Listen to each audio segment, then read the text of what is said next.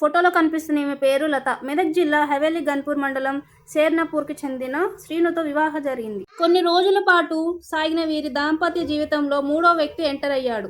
అదే గ్రామానికి చెందిన మల్లేష్తో లత వివాహిత సంబంధం పెట్టుకుంది. ఈ విషయం భర్త శ్రీనుకి తెలియడంతో మందలించాడు. అలా చేయడం కరెక్ట్ కాదని చెప్పినా లత వినలేదు. దీంతో లత కుటుంబ సభ్యులను పిలిచి పెద్ద మనుషుల సమక్షంలో పంచాయతీ పెట్టాడు.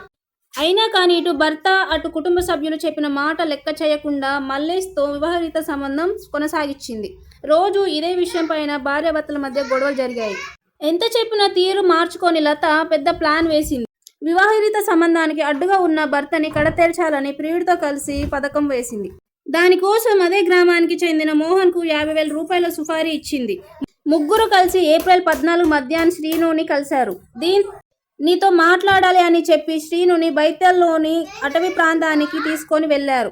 అక్కడే మద్యం కళ్ళు ఫుల్గా తాగించారు. భార్య మర్డర్ ప్లాన్ తెలియని శ్రీను మద్యం మత్తులో మునిగాక భార్య లతా, ప్రియుడు మల్లేష్, సుపారీ తీసుకున్న వ్యక్తి మోహన్ ముగ్గురు కలిసి అతని తలపై సీసాలతో కొట్టి చంపారు. హత్య చేసినాక ఏమీ తెలియనట్టు ఇంటికి వచ్చింది లత.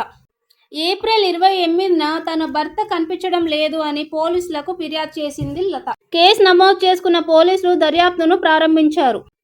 పోలీస్ విచారణలో లతకి వివాహిత సంబంధం ఉంది అని తెలియడంతో ఆమె ప్రవర్తనపై అనుమానం వచ్చింది. పోలీసులకు ఆమెని విచారించారు.